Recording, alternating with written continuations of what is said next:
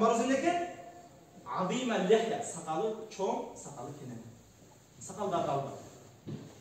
Сакалдарды коёбу, барды чыгабы коёбу. Эгер чыкпаса башка экен.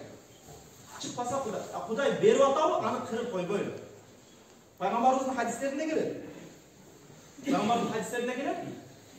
Аллах Таала эки түрдүү инсандарды лаанаттаган дейбиз. Эки түрдүү инсандарды лаанаттаган. Бирөөсү эркектерге окшогон аялдар, экинчиси аялдарга окшогон эркектер. Бул сакалды Кудай Таала эркек кишиге сүннөт муаккада кылып берген, сүннат кылып берген эркек кишиге, аялдарга эмес. Эркек болгондон кийин Кудай бердиби, чыгып атабы, аны албаңыз, кырбаңыз. Жашыбыз 50-ке чыкты, дагы деле сакалыбыз жок, кебилер, коелу сакалды. Сакалды коелу. Кое берели ал нерсени. Сакал канчалык деңгээлде сүннөт. Мына мучка, мына ушунча болгон болсо, уштан чыгып турган болсо, будан ашыкчасын кырса болот эле. Бирок ушуга чейинкисин кырып албайбыз. Ушуга чейин сүннөт. Пайгамбарыбыз сакалы дагы кенен болгон. Эгер сакалыңыз битте, эките болсо да кое бериңиз. Андан уялбаңыз. Себеби пайгамбарыбыз бир күнү сахабаларга вааз насихат кылды, сакал жөнүндө сүйлөп бердилер. Сакалдын фазилеттери, сакал койсо мындай тигиндей болот деп сахабаларга айтып бергенден кийин бир сахабаны караса, ал сахабада битте сакал бар экен. Пайгамбарыбыз жана сахабаны карап дагы бир аз күлүп койду да.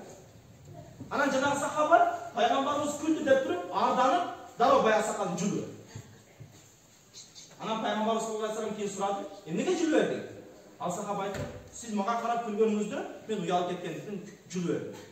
Анда пайгамбарыбыз саллаллаху алейхи ва саллям айтты, мен сенин битте сакалың жарашпагандыгы үчүн же башка күлкүлүү көрүнгөндүгүң үчүн күлгөн жокмун. Балким ошол битте сакалымда периштелер түшүп чыгып ойноп атканын көрүп күлдүм дейт. Битте сакал. Эми жык сакалыбыз болсо кара. Сакалды кое берели. Кое берели биз. Илгери дамылар айтат, көп дамыларчы. Илгери биз жамаат менен намаз окупасак, ассаламу алейкум рахматуллах, ассаламу алейкум рахматуллах. Эки жака салам берсек, салдече, анан сакалдары кенен болгон, чыныгындай сүрдү кишилерди көрөт. Азыр эки жакын карасаң, эркекпи, кызбы деп уялып кетесиң дейт да. Ондай болбойлу. Салдабыз кана сакалыбыз. Барыбы чыгып атабы, кое бериңиз алыңыз. Риваяттарда келет. Кыяматта дейт, бир канча бир топ инсандарды анын амалдарын тарткан мезгилде, амалдарын жанагы таразы менен тартканда, анын баягы сооп амалдары пас болуп, аз болуп, күнөө амалдары басып кетет, көбүрөөк болуп кетет. Анан ал периштелер тозокко сүдүрүп кетишет. Тозокко алып барып, тозокко ыргытайын деп турганда, Кудай Таала тараптан өкүм келет дейт. Токтотула дейт. Эмнеге токтотобуз? Бунун сооп амалдары аз болуп, күнөөлөрү көп болуп кетти го. Күнөөсүнө жакта жасалып чыкса, тозокко келет. Анда жанагы жерде кайра өкүм келет дейт. Бул инсандар бул жашоодо жүргөндө сакалы бар. Ошол сакалынын ар бир сакалында ар бир периштенин урматына мен булардын күнөөсүн кечирдим деп айткан. Кээ бир инсандардын сакалы себептен дагы күнөөлөрү кечирилип кетет. Ошол себептен сакалды кое берели. Сакалды коюң эле, күнөөгө өзүңүз барбай каласыз. Селдени кийин сакалды коюң, сүннөттү кийиң эле, күнөөгө өзүңүз да барбай каласыз, уялып каласыз.